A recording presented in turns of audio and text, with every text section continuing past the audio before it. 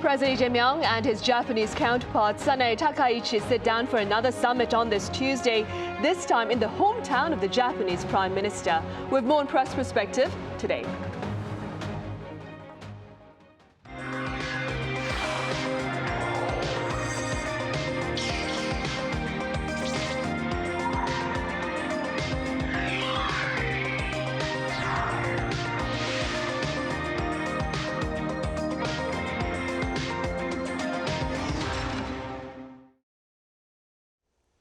Hello and welcome to Press Perspective for this Tuesday, January 13th here in Seoul. I'm Min Sunhee.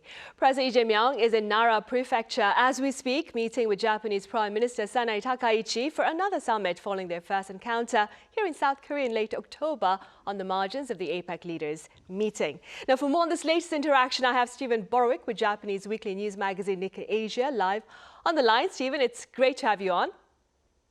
Great to be here, thank you. I also have Walter Sim with Singaporean daily, the Straits Times, live on the line as well. Walter, it's great to have you with us. Always a pleasure. Steven, let's start with you. Let's begin with details from the joint press conference that took place after both the restricted and extended sessions of bilateral talks. First then, what did President Lee Jae Myung, that is, say, and what are your takeaways from his remarks? He said a lot. The meeting has a pretty wide purview.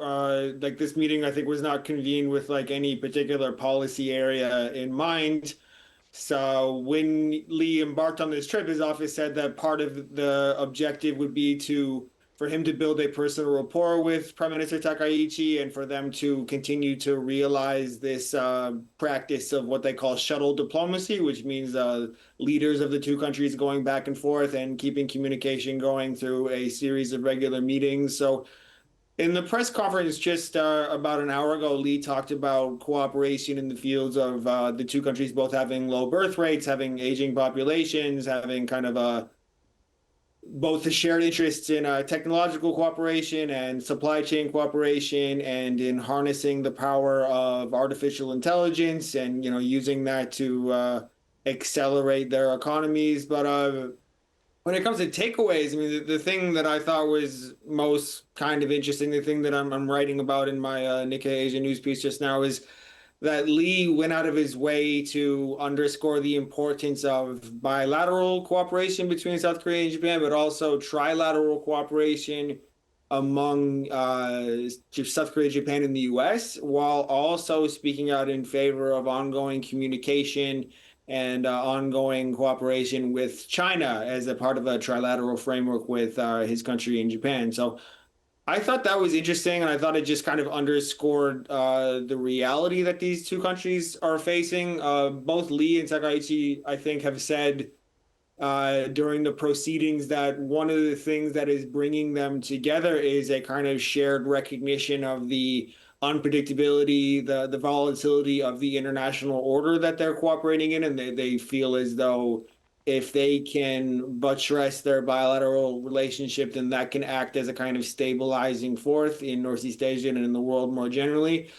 But at the same time, these are countries that have trade-dependent economies and have to balance the fact that they are U.S. allies and they have a kind of loyalty there, but they are also operating in Asia, where the regional power is China. China is a massive economy and is a very important market for bilateral trade between each of those countries. They import a lot of things from China, and China is also a market for their exports. So I thought it was interesting that the leaders decided to kind of situate their own bilateral relationship, and as it pertains to these bigger kind of international questions, and to at least when Lee was speaking, I don't speak Japanese, so I don't know exactly what Takaichi was saying. But like when Lee was speaking, he mentioned this like in direct succession. He said we need to have our bilateral relationship be flourishing, and we also need to have trilateral cooperation with the U.S., and we also want to maintain cordial trilateral ties with China. So I thought that was that's kind of the takeaway and the most kind of interesting thing that I'm still mulling over, and hopefully we can get some more clarity on that as we have briefings and Q&As in the coming days. You're right, for sure. Walter, what about Japanese Prime Minister Sanae Takaichi? What was the gist of her message during the press conference, and what were your takeaways? Well, I think there are a lot of similarities with what Stephen's takeaways from Mr. Lee's statement at the press conference were. And so, as Stephen put it, I do think that the main takeaway that both leaders wanted to convey was the strategic importance of the bilateral relationship. And this holds despite their very difficult history. And so there was a lot of pragmatic solidarity amongst the two countries, which are incidentally security allies of the United States. And it goes without saying that, well, recent behavior coming out of Washington has caused a lot of disquiet, especially given what is at stake for Indo-Pacific and its regional security and stability. So on that note, I think what really stood out was how both leaders in their respective statements cited the trilateral relationship between US, Japan, and South Korea, and how this triangle is critical for regional security and stability. And while there are also a lot of common challenges facing both societies, as Stephen highlighted earlier, be it low birth rates, be it economic security, artificial intelligence, science, technology, and so on. So this latest chapter of the blooming or burgeoning shuttle diplomacy, I think, shows how she values South Korea's collaboration and cooperation towards finding a consensus on such issues. And while I also did mention their difficult history earlier, and I think it is also very significant in how Japan and South Korea are prepared to work together on DNA testing for the human bones that were found in undersea coal mines in Yamaguchi. And so I think this is a very significant step towards overcoming the difficulties and the painful memories of the war. And of course, there's also the fact that she invited President Lee to her hometown of Nara Prefecture, and I do think that that's very incredibly symbolic. It's rare for a leader to offer such a personal touch, and it shows a gesture of friendship and definitely goes beyond the typical administrative courtesies. You're right, which was something the local media here in Korea also covered. Stephen, the two leaders are engaged in a separate leaders session as of 5:30 p.m. We can only speculate about the subject of their latest exchange. That being said, what do you believe are perhaps the three priorities for President Lee Jae Myung with regard to his latest meeting with his Japanese counterpart? It appears like his first priority is, just as I mentioned earlier, building a kind of personal rapport with Takaichi. I think Lee is a genial guy, and I think he's a politician who understands the kind of personal touch.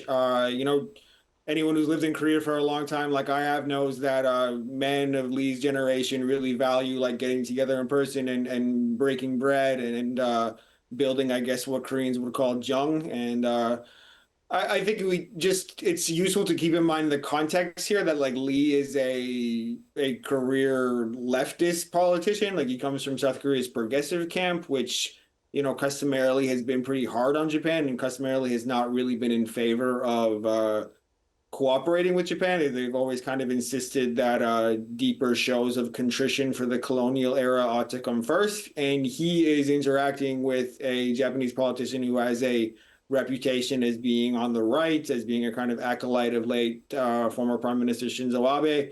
So I feel like seeing as these two leaders are coming from quite different places, it strikes me as natural that they would want to have these meetings that don't have a really strict or really binding agenda, but are based on kind of feeling each other out and seeing where they can work together. Beyond that, I would just draw the commonality between them, and I would just say that though they come from different camps, I don't think either of them are like outright ideological kinds of leaders. I think they're both focused on their own national interests, and I think they're both focused on presenting their own electorates with things that they will find to be directly beneficial. Throughout his term, Lee has talked a lot about orienting his foreign policy around the notion of the national interest, that he's not going to follow any kind of pre-subscribed plan, that he's not going to be ideological in how he runs his external affairs. He's going to enter into each relationship with the South Korean national interest in mind. So I think he's going to be a priority for him is going to be coming away with some more kind of tangible economic cooperation plans. He's talked a lot about like people-to-people exchanges and tourism and sharing understanding of artificial intelligence. So I think he will want to be able to return home with a demonstrable plan for how the relationship with Japan and these better ties with Japan serve the national interests of South Korea, stand to make the lives of ordinary South Koreans better in some kind of demonstrable ways. And just last, I would just flag that Walter alluded to some of this, the historical matters hang over a lot of what these countries do, and they've kind of chosen to put them to the side for the time being, kind of on the premise that there are more urgent matters and kind of more beneficial areas where they can work together. But I think it's interesting that before departing, Lee's advisor Wee Sung-lak said that they would seek to find ways where humanitarian cooperation can act as a kind of mechanism for addressing these unresolved historical issues. So I think Lee will want to come away with something there because a perhaps diminished, but a part of his base is still the more kind of left-leaning part of South Korean society that is still animated on these historical matters and still kind of sees the relationship with Japan through that prism. I think it will be a priority for Lee to return home and to be able to sit down with the representatives of those civic groups and demonstrate that he has not just ignored those matters, that he is addressing them, that he does still see that as a priority. He's just taking a kind of different tact. He is not doing the thing that the left had customarily done and kind of freeze cooperation with Japan and say that any cooperation with Japan must be contingent upon a different kind of progress in that area, just to show that he is prioritizing the national interest in a broader sense, but he is still considerate of those matters, and that's something that's still on his radar and that he is looking to earnestly address. Right. Walt, I ask you the same question, this time with the focus on the Japanese Prime Minister. What do you suppose are perhaps her three priorities with regard to this latest encounter with the South Korean leader? Well, I do think Stephen laid out very succinctly the priorities of President Lee, and many of those do apply to Prime Minister Takaichi as well. But if I may add on to that, and given how Stephen has rightly pointed out the ideological differences between the two leaders, it does seem that Japan is primed for a snap election to be held as early as February. And I do think that might have been a backdrop of Prime Minister Takaichi's calculations, because this shuttle diplomacy summit could present a very clear diplomatic win for her, as she showcases that it is possible to have a productive relationship with South Korea. And I think she's trying to be one step ahead of any opposition who might criticize her for her hardline views that would be detrimental to Japanese foreign policy. And I do think that she's trying to, neutralize any criticism, censuring on that front, especially since we know at the back of the mind of everyone's minds is this tension that is brewing between Japan and South Korea between Japan and China. And on that note, perhaps I don't have any insights on what exactly was discussed about China during the meeting, but I do think that China would have definitely been on the agenda, especially since Mr. Yi went to Beijing last week before his current trip to meet Ms. Takaichi. And well, I do think that Prime Minister Takaichi wants to cement Japan's position on a Taiwan contingency to ensure that that's not misunderstood, especially after whatever Mr. Yi might have heard from Chinese President Xi Jinping last week. Right. Stephen, how does the Trump administration's latest foreign policy decisions look to affect ties between its allies, of course, South Korea and Japan, with regard to security, do you think? Well, when Lee was talking earlier about I believe he said 복잡하고 어지럽다, like complicated and dizzying international order. He didn't say by name that he didn't specifically say that he was referring to things like the U.S. military action on Venezuela or the current rumblings about Greenland or anything like that. But I think a kind of impartial observer would think that that might be what he's referring to, and he might be alluding to the kind of general air of uncertainty that the second Trump administration has cast over pretty much all parts of the world. So I think against that backdrop, I think just he's trying to send the message that South Korea is going to be over here quietly mending and enhancing its regional relationships with partners, finding areas of need, finding areas where it makes sense to cooperate, and just kind of, I think maybe in his own way, kind of leading by example, just saying that, he is not going to contribute to the uncertainty in the air that's in the air. He's going to do the opposite. He's going to lead this kind of balanced and self-interested foreign policy in the sense that, as Walter mentioned, like he just recently went to China and immediately following his meetings with President Xi, he's over here meeting with Prime Minister Takaichi. And, I don't think he's called himself a kind of mediator in that relationship, but I don't think he's attempting to play that kind of role. But I think he's setting an example of just wanting to cultivate cordial and communicative relationships with all of the relevant countries in the region. And just, it's possible that a kind of like allusion to the tone that Trump has set globally is the fact that today, unless I missed it, in today's meeting, neither of Takaichi or Lee made much mention of what we call the rules-based international order. That's maybe a sign of how things have changed because, I remember a few years ago when the previous leaders, when President Yoon representing South Korea and Prime Minister Kishida representing Japan, like when they had their meetings and they were interacting with U.S. President at the time, Joe Biden, they talked a lot about values. They talked a lot about the rules-based international order and the need to maintain those kind of old customs and old ways of that international affairs have traditionally been conducted. We didn't hear that today. Lee has been, as I mentioned earlier, Lee has been very vocal in his insistence that what he is motivated by is South Korea's national interests, not values, not wanting to pay fealty to these institutions that have dominated diplomacy in the post-war era. So, I think Lee is quite, if I could say, quite skillfully kind of alluding to the changes that have taken place in the global order, while not being too critical, while not being not coming across as shrill or moralistic, but just kind of going about his business in an open and frank sort of way. Right. Against that backdrop, Walter, I'd like to revisit a topic you touched upon earlier. So tensions between Japan and China have been mounting in recent times following Prime Minister Takaichi's remark on Taiwan contingency. What are the prospects, Walter, if we throw in tensions between these two countries, that is Japan and China? I mean, what have you been hearing on the ground? Well, if you're asking about prospects of a near-term thaw within months, I would say that they are zero. Because, well, China expects Japan to either apologize or retract, or both.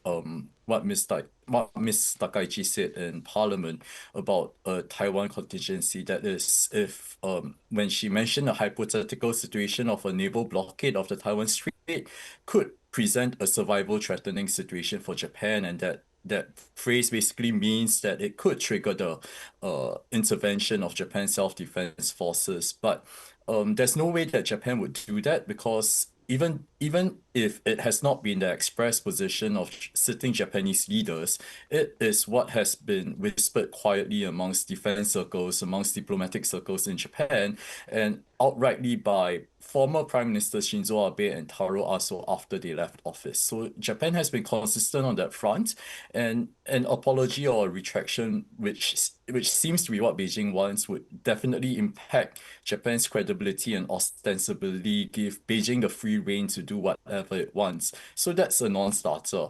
Prime Minister Takaichi has said, meanwhile, that her door is always open for talks with Beijing, but of course, China isn't biting, and China expects to see some form of compromise before it is willing to sit down for a leader summit meeting. So with all this in mind, Japan looks set to ride out whatever punitive measures that China may impose, be it rare earth import rail import restrictions, supply chain curbs, and all that. And of course, Japan is framing that as a form of economic coercion to try to win support on its side amongst countries in the international arena. On your question about public support, I think despite or maybe even because of all this, the Japanese public is rallying very heavily and very strongly behind their first female prime minister. And this has been reflected from a series of public opinion polls that have consistently showed her support ratings to be above 70%. And some may brush it off as a honeymoon period, but I do think that, her strong stance on this issue has really galvanized a lot of support amongst the Japanese public. I mean, we see a lot of Japanese public opinion polls showing strong support in favor of strengthening Japan's military capabilities, which I think would have been unthinkable just like 3 to 5 years ago. Right, I see.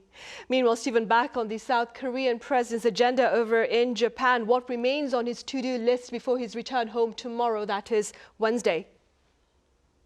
The two events on the docket that I'm aware of is he and Prime Minister Takaichi are going to visit a wooden Buddhist temple that I believe is called the Horyuji. I really hope I'm pronouncing that correctly.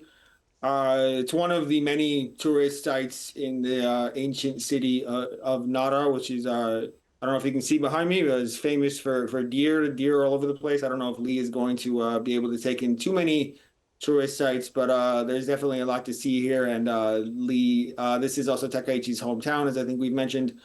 And then after that, I believe that Lee will hold a meeting with Korean residents of this area. So this part of Japan is called the Kansai region, and it's home to a quite large ethnic Korean population. Koreans have been migrating here for, I think starting in the early 20th century, when this was a part of the country that had a lot of work in factories and in the maritime industries. And there are now some quite big Korea towns, and I think a lot of Korean companies have operations here. So Lee will do what South Korean presidents normally do when they travel and kind of sit down with the local community and hear their concerns and hear what's going on with them. And then he will fly back to Seoul later in the day, just a one-night, 2-day visit over here.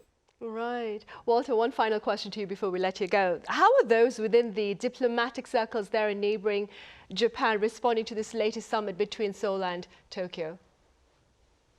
Well, I think the views have definitely been extremely positive, especially since, well, the meeting helps to cement this positive atmosphere between Japan and South Korea.